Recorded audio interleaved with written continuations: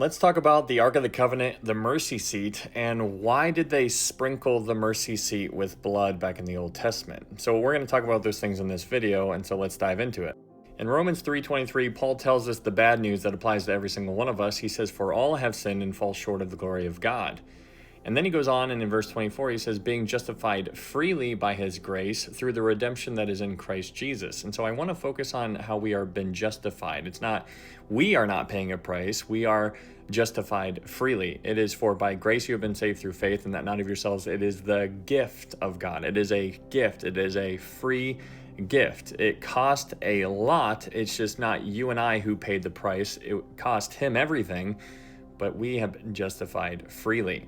That takes us to verse 25 in regards to Jesus Christ, which was just mentioned in verse 24. So Jesus, whom God set forth as a propitiation. And so this word propitiation here is the word I want to kind of zoom in on and unpack a little bit.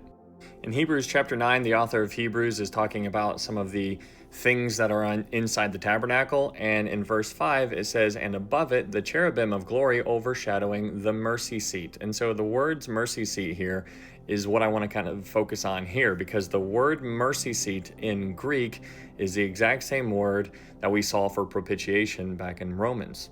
Here in Hebrews chapter 9, verse 5, you have mercy seat, and then over here you have the Greek word right here. And when you go to Romans chapter 3, verse 25, you see that same Greek word that's used there, and instead it is translated over to propitiation. The definition of propitiation, here's the first one: a means of appeasing or expiating propitiation. And then down here it goes on to give a different one, and it says it's used of the cover of the Ark of the Covenant in the Holy of Holies, which was sprinkled with the blood of the expiatory victim on the annual Day of Atonement. This rite signifying that the life of the people, the loss of which they had merited by their sins, was offered to God in the blood as the life of the victim, and that God by this ceremony was appeased and their sins expiated. And then down here you have expiatory sacrifice and an expiatory victim. The word expiate, to extinguish the guilt of by sufferance of penalty or some equivalent. To make complete satisfaction. To atone or cover for. So in Leviticus chapter 16, we learn about the Day of Atonement. And in verse 2, it says, "And the Lord said to Moses, Tell Aaron your brother not to come at just any time into the holy place inside the veil, before the mercy seat which is on the ark, lest he die. For I will appear in the cloud above the mercy seat. Thus Aaron shall come into the holy place with the blood of a young bull as a sin offering, and of a ram as a burnt offering." So Aaron wasn't supposed to go into the tabernacle just whenever he felt like it. This was one time, once a year, only under strict ceremonial preparation. And so then we're given some information about the Ark of the Covenant. We're told that the mercy seat is on the Ark of the Covenant. The mercy seat is on the Ark of the Covenant. So whenever you think of the Ark of the Covenant, I know you think of like a box, but just understand that there's two pieces to it. You have the actual Ark, which contained the law, the rod of Moses or Aaron, and you also have some manna inside that. And then on top of that, you would have the cover, and that cover is called the mercy seat.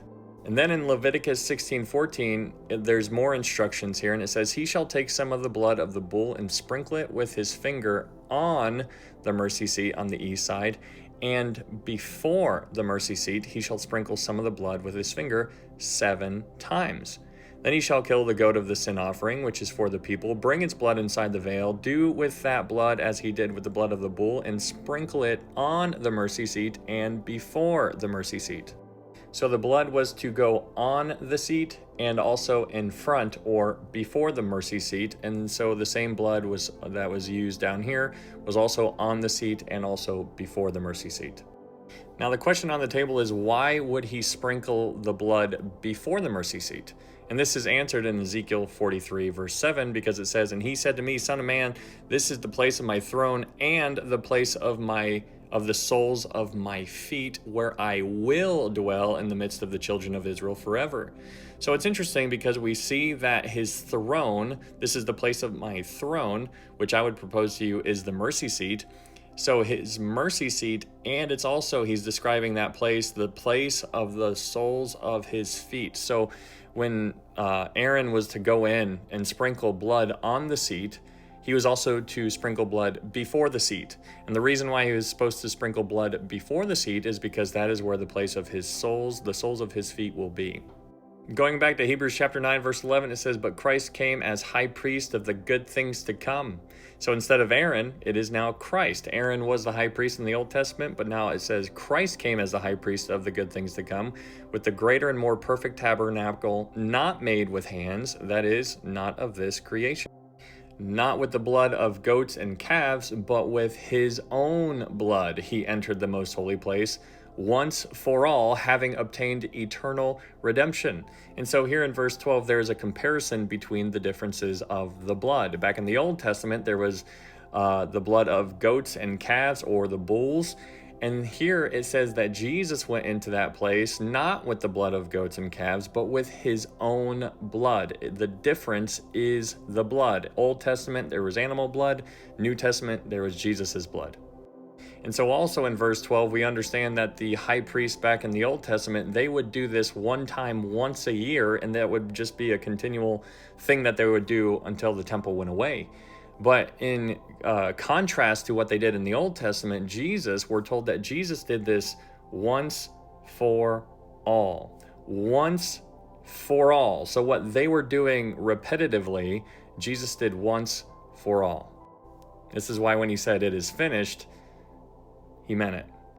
Then the author goes on and it says, "For if the blood of bulls and goats and the ashes of a heifer, sprinkling the unclean, sanctifies for the purifying of the flesh, how much more shall the blood of Christ, who through the eternal Spirit offered himself without spot to cleanse your conscience from dead works to serve the living God?"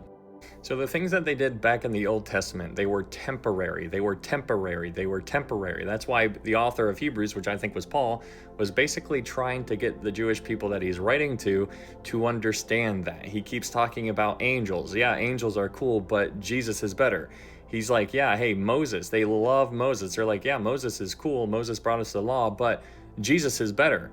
And then he goes on and he talks about the Levitical priesthood. He's like, hey, the Levitical priesthood was cool, but that's our flashlight to let us know that we're all sinners and we all fall short. And the Levitical priesthood is cool, but Jesus is better.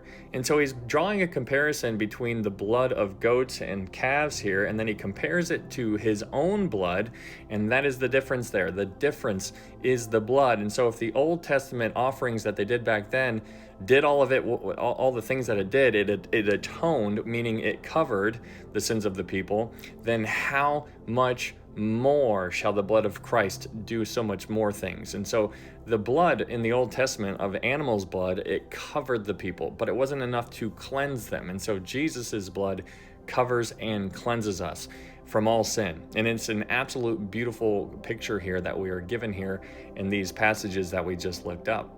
And so going back to this picture, when you picture the idea of them sprinkling blood onto this mercy seat, this place is going to be a seat of judgment. This is, I believe that the mercy seat is going to be where Jesus sits when he reigns. And so this place is a place of judgment. But what's interesting is that within the ark is where we have the law. The law, you have the 10 Commandments in there. And so what's interesting is that the Ark of the Covenant was made with wood, but it was overlaid with gold, which represents that it's not going to last forever. In contrast, the mercy seat was made of hammered gold. It was pure gold. So the Ark of the Covenant, which represents the law, or which held the law, was temporary. The mercy seat, which was made of pure gold, is eternal. And so it's cool to see that the blood is on top of the Ark of the Covenant because the blood covers the law. And that is a beautiful picture for you and I in our world today. Remember, what they were doing back in the Old Testament, they had no idea. They were literally acting out prophecy. So just like how Aaron would go into the tabernacle and do what he did by sprinkling that on the mercy seat, That same thing is something that Jesus would do some thousands of years into the future from where they were standing back then. I hope this helps. Thanks.